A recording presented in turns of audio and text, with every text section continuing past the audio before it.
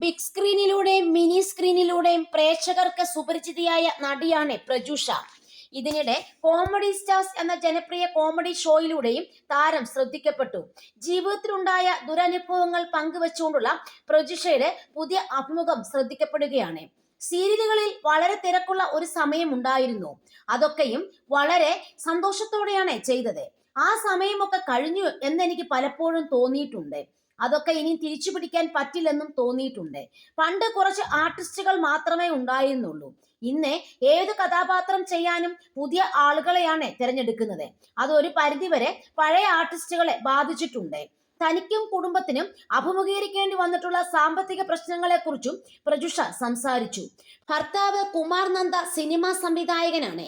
അദ്ദേഹം കാശുകാരനായി ജീവിച്ചു വന്ന വ്യക്തിയായിരുന്നു. പെട്ടെന്ന് എല്ലാവർക്കും ഉണ്ടാകുന്നത് പോലെ പുള്ളിക്കും സാമ്പത്തിക പ്രശ്നങ്ങൾ ഉണ്ടായി. ആ സമയത്ത് എനിക്കും വർക്കില്ലാതായി. അങ്ങനെ സ്റ്റിച്ചിങ് സെന്റർ തുടങ്ങി. ആറ്റുകാൽ പൊങ്കോല സമയത്ത് 100 രൂപ സാരിയൊക്കെ ഉണ്ടല്ലോ, 80 രൂപയ്ക്ക് സാരി എടുത്ത് 100 രൂപയ്ക്ക് വിറ്റു. ആ കട വളർത്തി. പിന്നെ ആ ബിസിനസ് മോശമായി എന്ന് പ്രജുഷ പറഞ്ഞു. പിന്നീടാണ് ചായക്കട തുടങ്ങിയത്.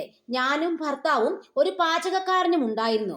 ഞങ്ങൾ തന്നെ എച്ചിൽ പാത്രങ്ങൾ എടുത്ത് കഴുകി വെക്കുന്ന അവസ്ഥ വരെ എത്തിയിട്ടുണ്ട്.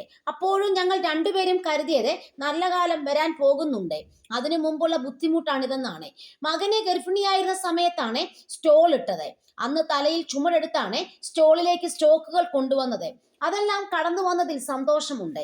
എന്നാൽ ഇപ്പോഴും തൃപ്തിയല്ല. ഒരു കാലഘട്ടത്തിൽ എന്തായിരുന്നു ഞാൻ, അതൊക്കെ മാറി ഇപ്പോൾ ഒന്നുമല്ലാതെ വെറും ശൂന്യാകാശത്ത് നിൽക്കുന്ന അവസ്ഥയാണെന്നും പ്രജുഷ കൂട്ടിച്ചേർത്തു.